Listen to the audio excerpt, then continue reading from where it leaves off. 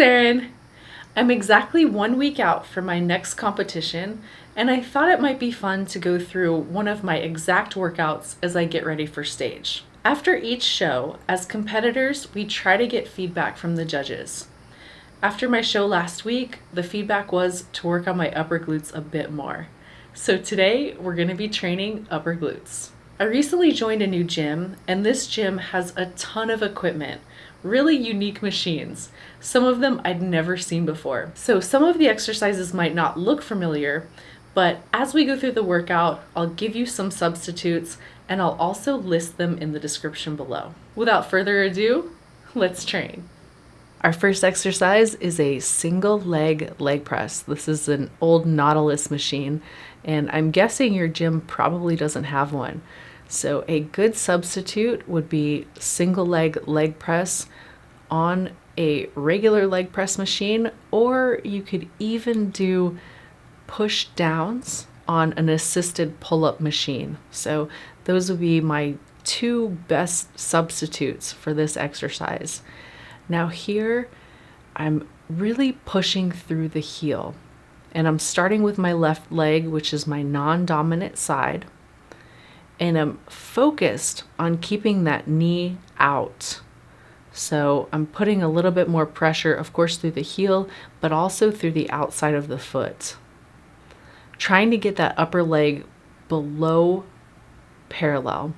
And as you get it below parallel, this is going to increase the glute recruitment.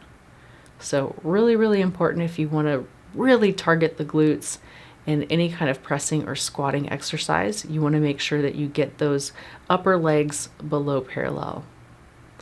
Pushing through the heel is also going to help recruit the glutes. So we're doing 4 sets of 15 here, switching to my right leg and performing the exercise exactly the same way from left to right.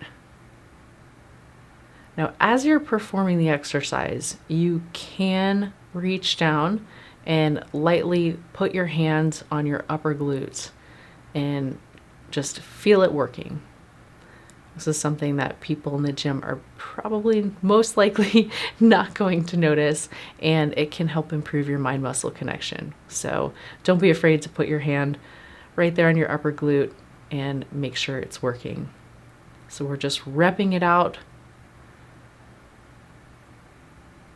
Weight stays through the heel. Really make sure that proper form is maintained through those last 2 to 3 reps. Moving on to hip thrusts. Of course, you do not need this piece of equipment. You can use a standard bench. The optimal bench height for hip thrust is about 14 inches. Now here I'm using a band just above the knee, and this is going to further hit those upper glutes, and use the band. So as you're coming down out of that hip thrust, I want you to think about pulling your knees apart. So really actively pull those knees apart. Weight goes through the heels. Keep your chin tucked. I can't stress this enough. Keep your chin tucked. It's going to help you keep your core tight, and it's also going to help you engage those glutes more. And your lower leg should be perpendicular to the ground. If it's not, if it's a little further out, you're going to hit those hamstrings considerably more. I'm using my upper body to stabilize, but almost all of the effort comes from the glutes. And especially as you get tired, think about pulling those knees apart as you descend. This makes the exercise a lot more difficult. We're going to do 3 sets of 15 here. Next, we're moving on to, I call this the Gluteator. It's a Dynavec machine. I'm not quite sure exactly what it's called, but it is a combination of sort of external rotation and hip abduction. So I am belted in here, and I'm going to do 3 sets of 20.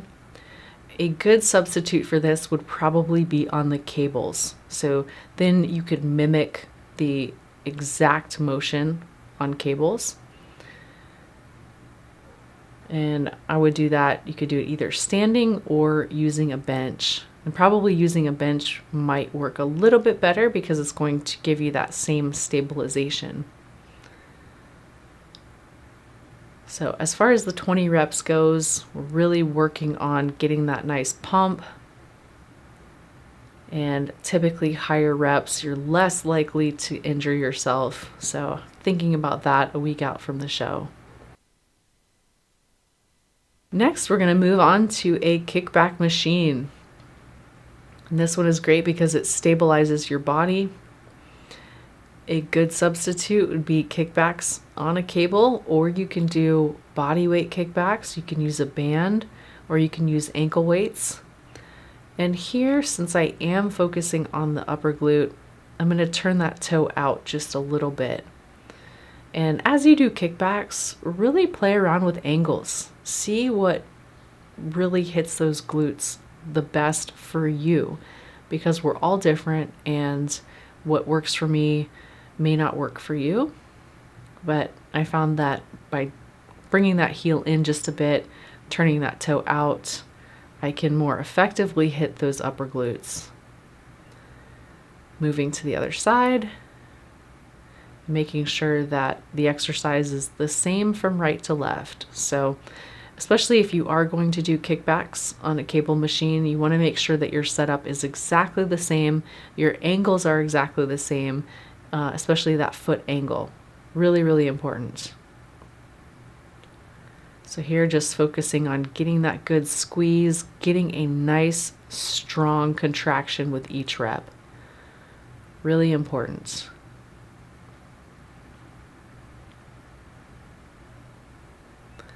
And of course, with the kickbacks, I would attach the cuff to the ankle as it gives you a little bit longer of a lever, but you can certainly attach it higher if you'd like. Last exercise is 2 burnout sets on the abductor machine. Now for this, I feel it more when I lean forward just a little bit. And again, I'm trying to really see where the contraction is happening. So I'm putting my hands on my upper glutes to make sure that everything is firing. So here, 2 sets of as many reps as you can do. I think I ended up getting about 30. And you'll see I'm wiggling around quite a bit. And, you know, as you're working with the burnout stuff, it's okay to do. If you're looking to grow your glutes, or any other muscle group for that matter, it can be really helpful to vary your rep ranges. Today we worked in that medium rep range, so about 12 to 20 reps. And this typically will hit a little bit more of those slow twitch muscle fibers. Don't forget to lift heavy with low reps, safely of course. This is going to hit those fast twitch muscle fibers. You can also do metabolite training, which is 20 to 30 reps. This is typically lightweight or body weight. All 3 of those rep ranges go towards gaining muscle. So if you only work in a certain rep range, you're leaving gains on the table. Don't do that.